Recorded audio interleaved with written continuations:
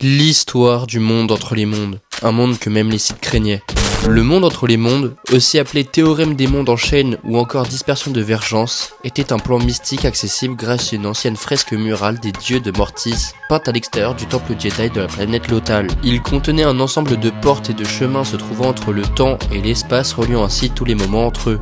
Quelque temps avant la libération de Lothal, l'empereur galactique et seigneur noir des Sith Darth Sidious voulut s'emparer du monde entre les mondes afin de prendre le contrôle total de la galaxie. Il chargea son ministre et conseiller Verissidan de superviser l'excavation du temple Jedi de Lothal qui cachait une entrée vers ce plan mystique. Le padawan Ezra Bridger et ses compagnons se rendirent jusqu'au temple Jedi et découvrirent les opérations d'excavation menées par l'Empire galactique.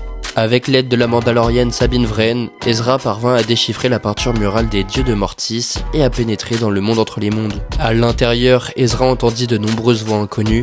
Près de l'une des portes, il remarqua qu'un convor était perché à son entrée. En s'y approchant, le jeune Jedi fut témoin de la fin de l'affrontement opposant Dark Vador à son ancien apprenti Ahsoka Tano. Au dernier moment, il la sauva en la tirant à travers le portail. Après s'être mise de ses émotions, Ahsoka émit l'hypothèse qu'il se trouvait dans un monde entre les mondes. À ce moment-là, Ezra Bridger comprit qu'il y avait une chance de pouvoir sauver son ancien maître, Kanan Jarrus. Ahsoka, quant à elle, implora Ezra de laisser son maître se sacrifier, car c'était là sa dernière leçon à lui enseigner. Le monde entre les mondes referme bien des secrets. Il est apparu dans la série Star Wars Rebels ou encore dans Ahsoka. Mais une chose est sûre, c'est que nous en avons pas fini avec le monde entre les mondes.